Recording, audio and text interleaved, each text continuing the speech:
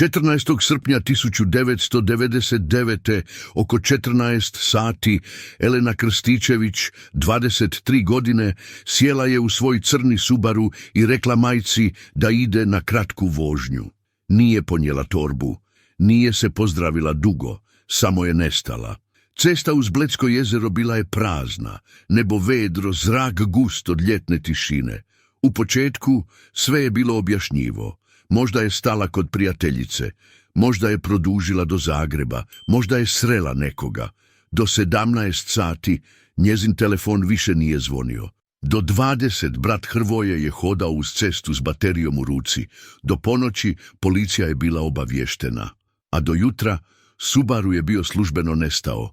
I s njim Elena.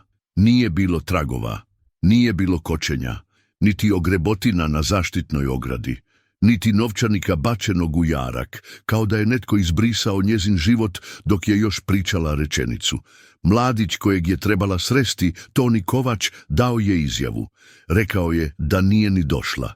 Tvrdio je da se nisu čuli tjednima. Rekao je da su ostali u dobrim odnosima, iako su prekinuli 3 mjeseca ranije. Suze pred kamerama, misa zadušnica, naljepnice na autima, i vrijeme je prošlo kao što uvijek prolazi. 2011. 12 godina nakon njezina nestanka, jedna garaža u predgrađu Zagreba bila je prodana na aukciji. Kupac je očekivao stare gume, možda pokvareni hladnjak. Umjesto toga, iza cerade i kartonskih kutija, stajao je Subaru iz 1997.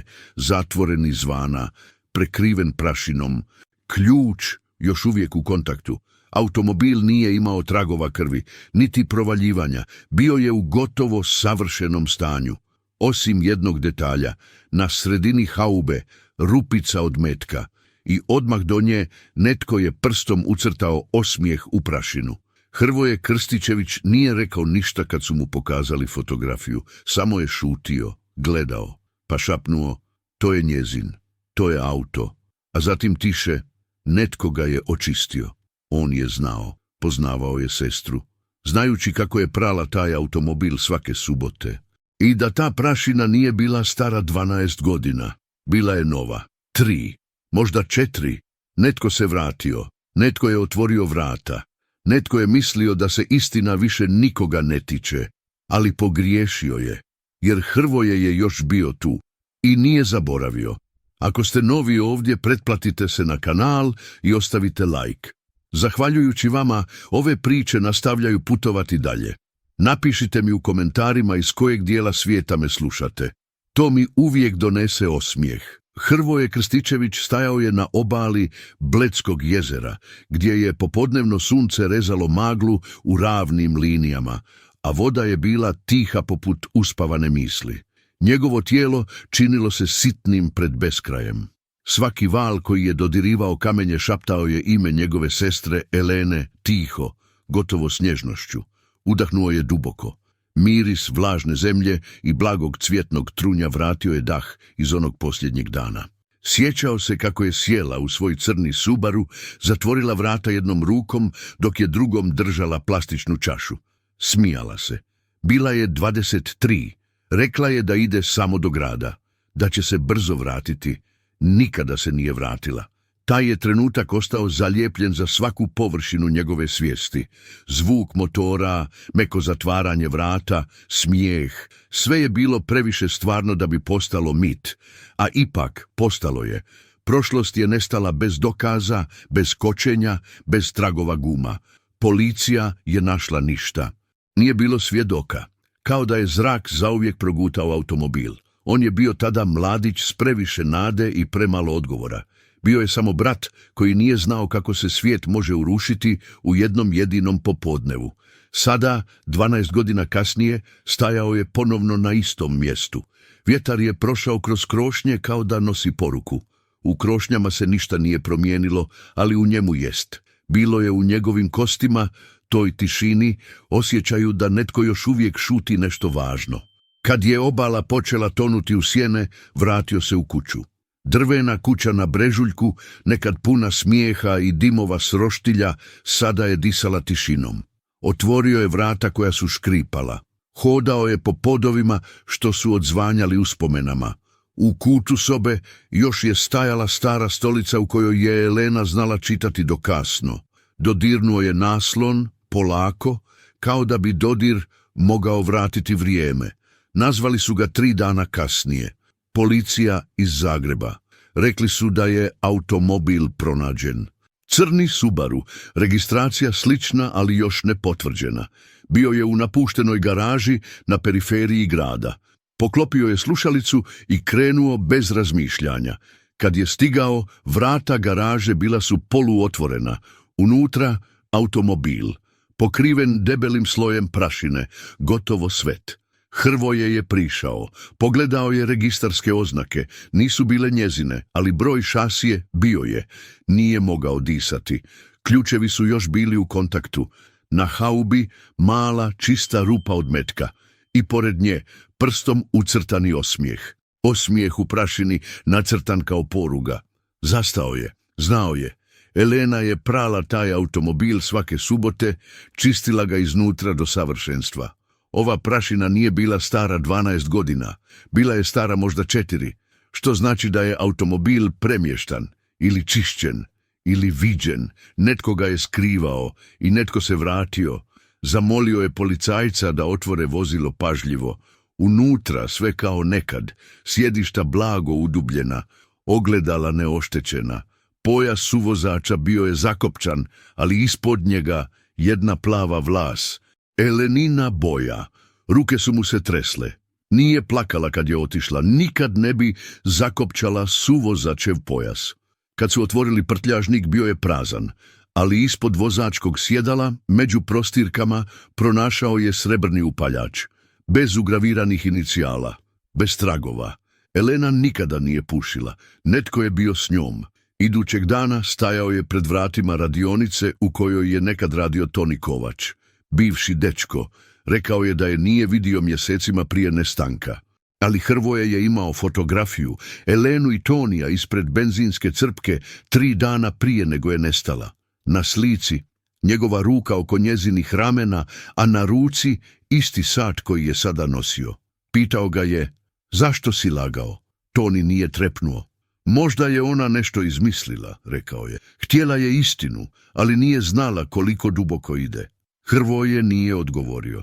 Samo je gledao čovjeka koji je jednom rekao da je Elena bila najbolja djevojka koju je poznavao. Te noći Hrvoje se vratio u garažu. Policija nije otvorila pretinac suvozača. Bio je zaglavljen. Sjeo je u automobil, tišina kao da je zadržavala dah. Uzeo je pajser i polako otvorio pretinac. Unutra kazeta, omotana u plastiku, i račun, benzinska postaja. Datum 14. srpnja 1999.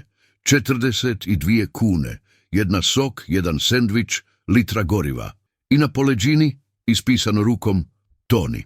Stavio je kazetu u stari prijenosni uređaj. Tišina. Zatim njezin glas.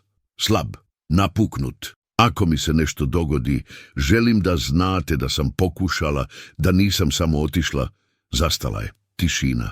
I onda zvuk kao da je netko povukao vrpcu. Hrvoje je zatvorio oči. Glas njegove sestre, sačuvan kroz vrijeme, bio je istina koja ne može biti pokopana. Kad je otvorio oči, gledao je kroz prljavo staklo. Osmijeh nacrtan u prašini još je bio tu, svježiji nego prije. Netko se vratio i netko još uvijek gleda. Ulica kraj napuštene garaže bila je prazna, ali Hrvoje je znao, nije sam.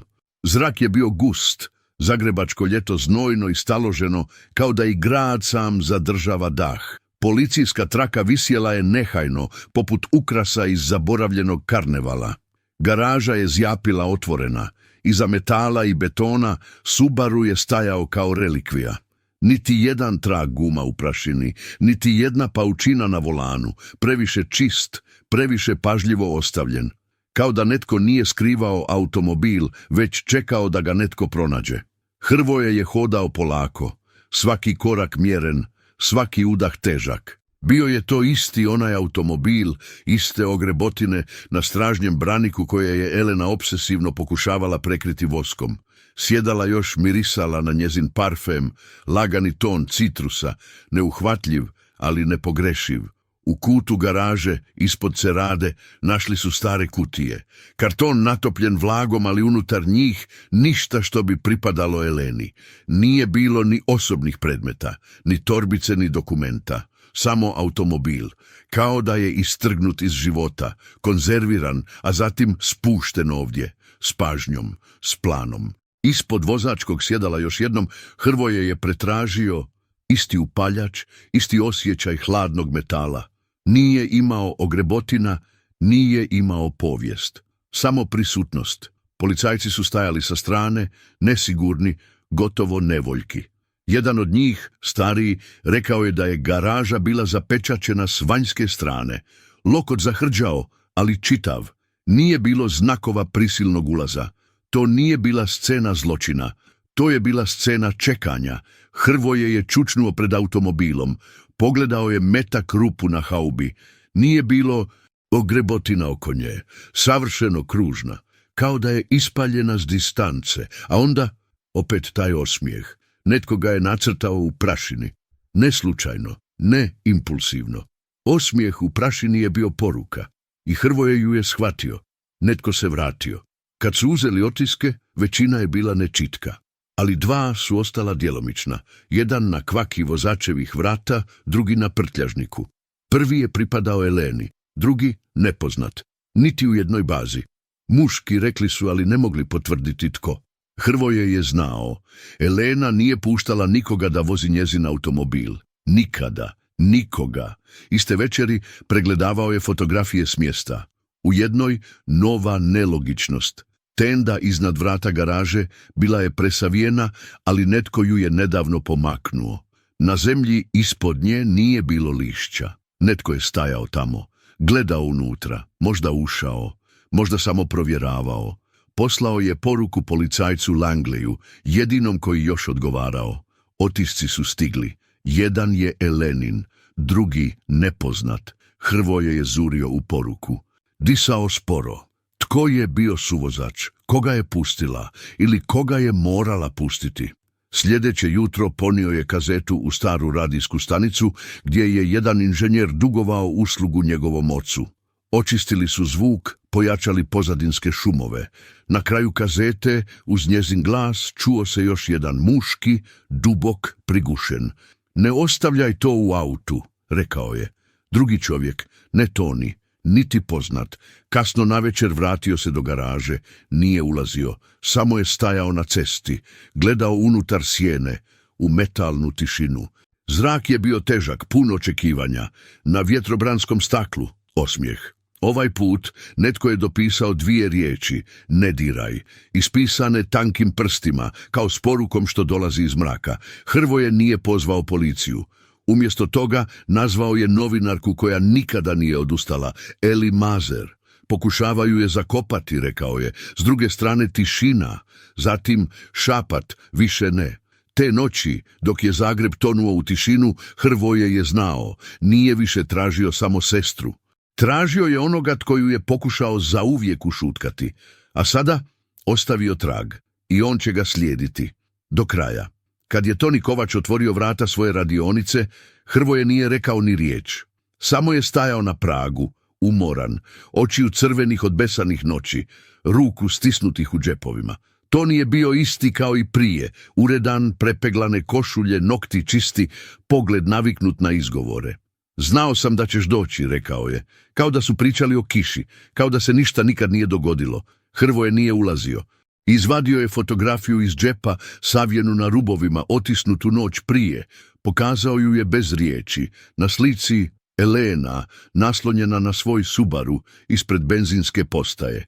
Toni pokraj nje, ruka preko ramena, smijeh zapečaćen u zraku. Isti sat na ruci koji je Toni sada nosio. Isto lice, ali bez maske. Kažeš da je nisi vidio mjesecima, Hrvoje je prozborio, glas tih, ali oštar. Toni je odmahnuo glavom, pogled na slici. To bi mogao biti bilo tko, rekao je. Zrnasta je. Hrvoje se nagnuo bliže. Imaš isti sat, ista košulja, istu praznu priču. Toni je šutio nekoliko sekundi, onda slegnuo ramenima. Tražila je prijevoz taj dan. Samo to. Zašto si lagao? Toni nije odgovorio. Oči su mu bile ravne, kao zaleđena voda. Hrvoje je napravio korak naprijed. Bila je uplašena, zar ne? Toni je trepnuo, prvi znak pukotine. Osmijeh mu se vratio, tanak i šuplji. Znaš što je Elena voljela? Zatezati konopce. Mislila je da zna više nego što je smjela. Hrvoje je stisnuo čeljust. Znala je, rekao je. Toni je mahnuo rukom kao da tjera komarca. Ne znam gdje je otišla, ali nije bila ubijena. Niti oteta. Samo nestala. Krenuo je zatvoriti vrata. Hrvoje nije ustuknuo. Jesi li ikad bio u toj garaži? Toni je zastao, samo treptaj. Zašto bih, rekao je. Hrvoje je izašao bez riječi. U autu njegovi dlanovi su gorjeli. Telefonski ekran zasvijetlio je porukom od Langleja. Otisci sprtljažnika, Elenini, suvozačeva strana, nepoznati muškarac. Ostalo zamagljeno. Hrvoje je zurio. Elena nije puštala nikoga da vozi. Nitko nije sjedio na toj strani, osim ako nije morao. Te noći vratio se u garažu. Policija je već otključala automobil, ali pretinac ostao je zaglavljen. Nisu ga otvorili. Nisu željeli oštetiti. Hrvoje je sjeo, uključio svjetiljku, izvadio pajser i pažljivo ga naslonio ispod brave. Pukotina. Zvuk metala koji popušta. Pretinac se otvorio. Unutra kazeta, omotana u plastiku. I račun. Benzinska postaja. Datum 14. srpnja 1999. Iza, rukom ispisano ime. Toni. Stavio je kazetu u stari uređaj koji je ponio. Traka je zasiktala. Zatim glas. Elenin. Tiho, nesigurno. Ako mi se nešto dogodi, želim da znate, pokušala sam. Našla sam nešto. Mislim da Toni zna. Pauza. Zatim, molim vas, recite Hrvoju da nisam samo otišla. Nisam. Zvuk naglo prestaje, kao da je netko izvukao traku. Hrvoje nije disao. Sjeo je naslonjen. Oči mu bile prazne. Nije bilo sumnje. Lagao je. I znao je da Elena to zna. Ispod sjedišta prašina je bila pomaknuta. Netko je bio tu. Nedavno. Znao je jedno. Automobil je bio premješten. Pohranjen. Skriven. I netko ga je čuvao. Ili nadzirao. Sljedećeg jutra sjedio je pred starim albumima, fotografijama koje Elena nije stigla razviti. U pozadini jedne slike, sivi SUV, parkiran preko puta. Nema registarskih oznaka, ali naljepnica na braniku, logotip stare transportne firme iz Bjelovara. Elena ju je spomenula jednom. Usputno, ali sada postajala je trag. I trag nije vodio samo do Tonija. Vodio je dublje. Do mreže koju nitko nije htio priznati i Elena ju je vidjela i zato je nestala. Bjelovar nije bio daleko, ali vožnja je trajala vječnost. Ceste su bile prazne, sela umorna od vremena, a prozori kuća spušteni kao kapci starih ljudi koji više ne žele gledati. Hrvoje je vozio sporije nego što je trebao. Osjećaj u prsima bio je isti onaj iz djetinjstva, kad znaš da nešto nije u redu, ali svejedno ideš. Slike su se vrtjele u glavi. Elena, smijeh na vjetru, ona kaseta Toni, njegova šutnja i onaj sivi SUV.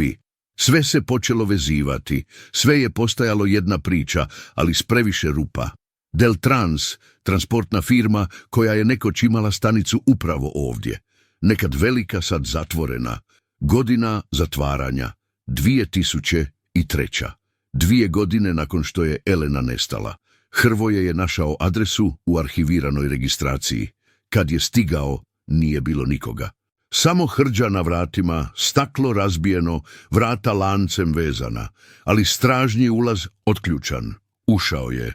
Miris zaborava, ulje, prašina, papir. U jednoj prostoriji još su visjele ploče s rasporedima smjena ispisane rukom. Pogled mu je zapeo na jedno ime. Toni Kovač, 3 smjene u srpnju 1999. Ruke su mu se tresle. Dakle, bio je tamo. Radio, lagao. Elena je znala i htjela je nešto dokazati. Zidovi su šaptali priče. I dok je hodao kroz ostatke prostora, pronašao je sobu koja nije bila označena na tlocrtu. Mala, bez prozora, vrata su se zatvarala automatski. Unutra stari metalni ormari, većina prazna, ali jedan zaključan. Pajser, zvuk pucanja. Unutra stari papiri, manifesti. Jedan datiran 12. srpnja 1999. 2 dana prije nego što je Elena nestala. Ime odredišta, skladišna jedinica broj 19. Srce mu je stalo. Bio je to isti broj kao i ona garaža u kojoj je pronašao automobil. Dokumenti su bili požutjeli, ali potpisi čisti. Tony nije potpisnik, ali drugi, inicijali D.H. Darren Harold. Ime koje nikad nije čuo. Spustio je papire polako. Ako je Elena to otkrila, bila je blizu nečega. Preblizu. Kad je izašao, sunce je bilo niže. Zvuk motora u daljini. Okrenuo se. Nije bilo nikoga, ali osjećaj da ga netko gleda bio je stvaran. Te večeri ponovno je sjeo s Eli Mazer. Pokazao joj papire. Šutjela je nekoliko minuta. Zatim rekla tiho: taj broj skladišta pojavio se još jednom.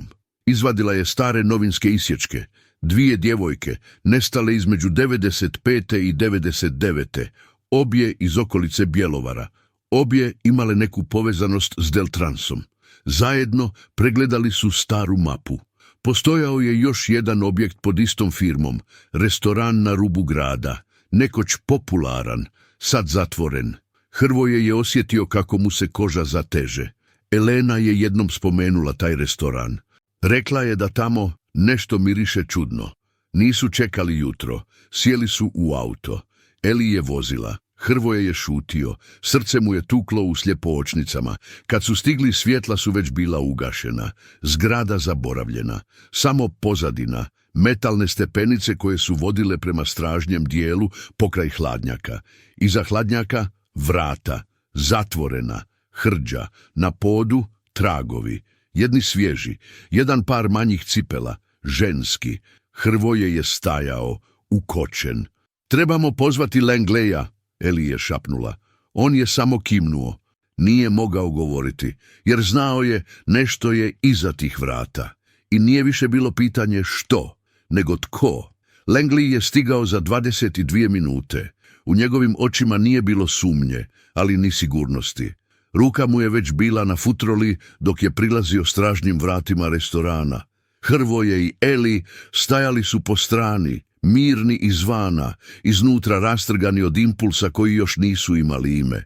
Katanac je bio zahrđao, ali ne star.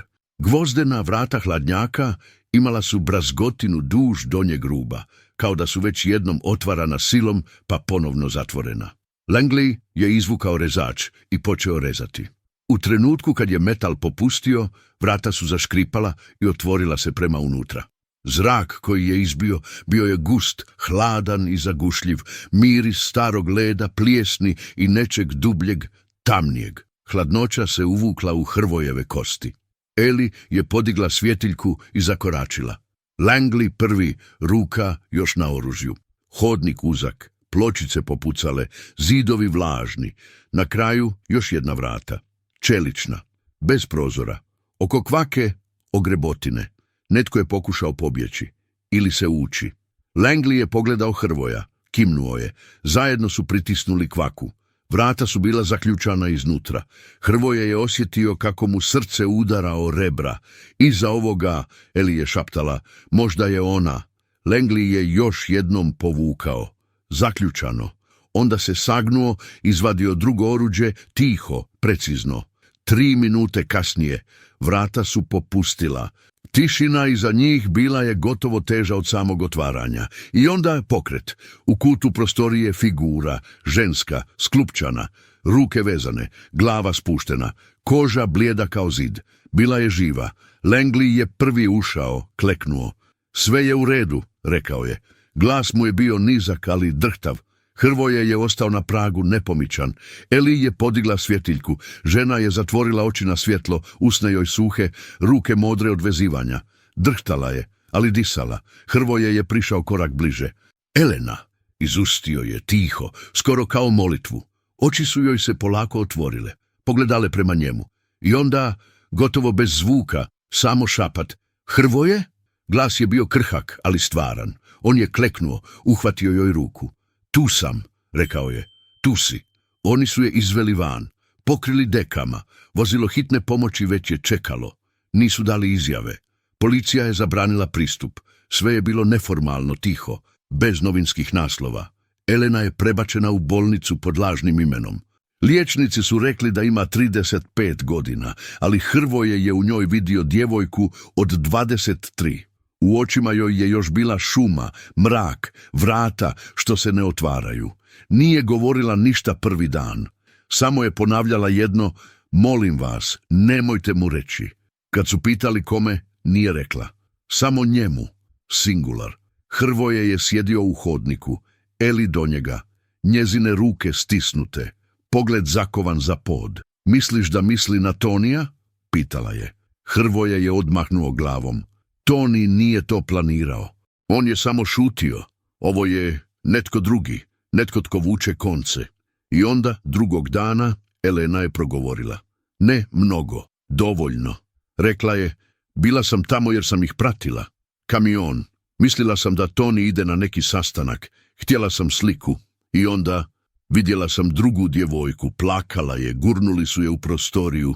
Pokušala sam pobjeći. Pogledala je ravno u njega. To nije bio Toni. Bio je netko veći, stariji. Nazivali su ga posrednik. Hrvoje je osjetio kako mu se leđa lede. Ime koje se dosad samo šaptalo.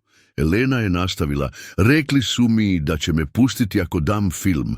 Jesam, ali zadržala sam kopiju i onda su znali. Pogledala je kroz prozor sobe. Premještali su me. Kad je policija pratila Tonija, sakrili su me ovdje. Rekli su da me nitko neće naći, da me svi zaboravili. Glas joj je zadrhtao. Jesu li? Hrvoje je šapnuo. Nisu. Kad je te večeri napustio bolnicu, znao je. Elena je preživjela pakao, ali ono što ih je držalo u tišini, još je vani. I to ime, posrednik, više nije bila legenda. Bio je čovjek, bio je tu i još diše. Hrvoje je sjedio sam u svojoj garaži, svjetla prigušena, laptop otvoren, kazeta iz automobila ponovno umetnuta u mali crni uređaj. Stisnuo je play, pojačao zadnje sekunde. Elenin glas, sada čistiji, ako mi se nešto dogodi, posrednik, on zna. Pauza. Zatim još nešto. Tiše. Hrvoje je usporio snimku, pojačao šum, pročistio slojeve statike. U pozadini, uz njezin šapat, čuo se klik metala. I još jedan glas. Muški, grub, nizak, reče, ne ostavljaj to unutra. Hrvoje je zastao. Nije bio Toni, nije bio Langley, nije bio nitko poznat. Bio je to netko stariji, netko tko nije znao da vrpca još snima. Onda je došla poruka. Od upravitelja skladišta. Imali smo kretanje noćas kod jedinice 19. Kamere slabe, ali netko je bio. Hrvoje je dojurio. Tamo unutra, cerada pomaknuta, vozačeva vrata poluotvorena. Na staklu, iznad starog osmijeha, dvije nove riječi. Ostani vani. Nije pozvao policiju. Nazvao je Eli. Pokušavaju je zakopati, rekao je. Eli je došla u roku pola sata, bez riječi. Donijela je novu mapu, staru evidenciju, fotokopiju ugovora o najmu skladišta, potpisan Toni Kovač. Datum 18. srpnja 1999. 3 dana prije nestanka. Plaćeno u gotovini. Hrvoje je zurio. Premjestio je auto prije nego što je nestala. Eli je tiho rekla, ili je planirao.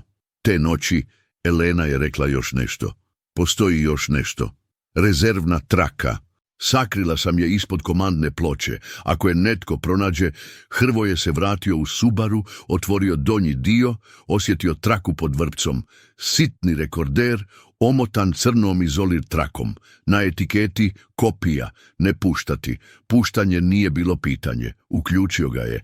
Elenin glas, bliži, jasniji, šapat gotovo na njegovu uhu.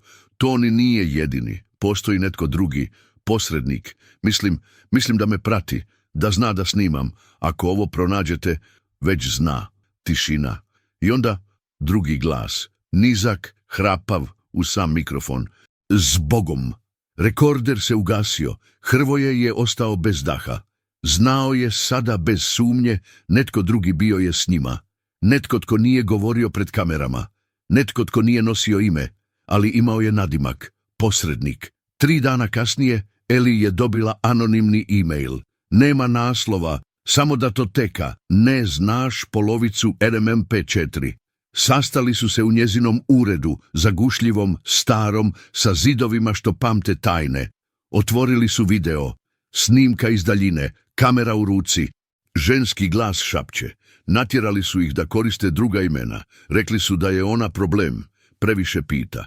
Okret kamere, zatim stražnji dio glave muškarca. Siva kosa, radna svjetla, clipboard, onda drugi glas. Muški, kontroliran, bez slika, bez pitanja. Samo je odvedi u auto. Zatim statika. Crno, Hrvoje je zadrhtao. Eli je rekla, to je on, posrednik. Policija je rekla, bez datuma, bez potvrde. Dokaz nije bio dovoljan, ali bilo je dovoljno da Hrvoje zna. Ovo nije bio kraj. Nakon svega, otvorio je ladicu ispod rukohvata. Osjetio ključić, metalan, urezan broj, 24.783. Vrata banke bila su 2 okruga dalje. U kutiji kazeta, mapa i jedna fotografija. Elena uz muškarca u sivoj košulji. Ruka mu na njezinu ramenu. Lice isto ono zamagljeno s kasete. Ime u dokumentu, Karl B. Mertin, bivši savjetnik za logistiku, nestao 2001. Pravo ime, posrednik. Umro u nesreći 2009. Bez autopsije, bez groba, bez zatvora. Ali Toni je još disao. I Hrvoje više nije čekao. Elena Krstičević provela je 3 mjeseca u rehabilitacijskom centru pod lažnim imenom. Zatvorena soba s bijelim zavjesama, psihologinja koja nije postavljala pitanja odmah, tišina koja nije pokušavala ništa slomiti. Govorila je sporo, ali kad je došlo vrijeme za svjedočenje pred velikom porotom, nije zadrhtala. Niti jednom, ni kad su pokazali slike, ni kad su pustili traku. Na kraju tražila je jednu stvar, ključ Subarua, onaj stari, izgreban, još prekriven tragovima prašine iz garaže gdje je pronađena. Hrvoje joj ga je predao bez riječi. Eli Mazer predala je posljednji izvještaj u ruke istražitelja. Nije tražila zasluge, samo istinu. No istina je bila nesavršena. Posrednik je mrtav. Karl B. Mertin pokopan bez imena. Toni Kovač nestao. 3 dana nakon što je vijest o Eleninim riječima procurila kroz neslužbene kanale, njegov kamion pronađen je izgorio uz rijeku, bez tijela. Samo spaljeni mobitel i papirić s 2 riječi. Pitaj Darrena. Langley je rekao, bez dokaza Darren Harold ne može biti uhićen. Bio je nekad pomoćnik šerifa. Sad vodi privatnu zaštitarsku firmu izvan grada. Ima zemljište s ograničenim pristupom. Nema oglasa, nema stranice. Hrvoje ga je promatrao izdaleka. Kuća ista, vozilo novo, ruke u džepovima, pogled bez srama. Policija nije mogla ući bez naloga, ali Hrvoje je znao je sve i znao je što slijedi. Posljednji put kad je vidio Elenu, sjedili su ispred kuće njihove pokojne majke. Nisu govorili puno, samo tiho sjedili. Ona je držala ključ, gledala ga u dlanovima. Ponekad se probudim, rekla je, i ne znam gdje sam. Onda čujem njegov glas u glavi i šutim, samo šutim. Hrvoje je šaptom odgovorio, ne moraš više šutjeti. Ali znali su, sve nije završeno.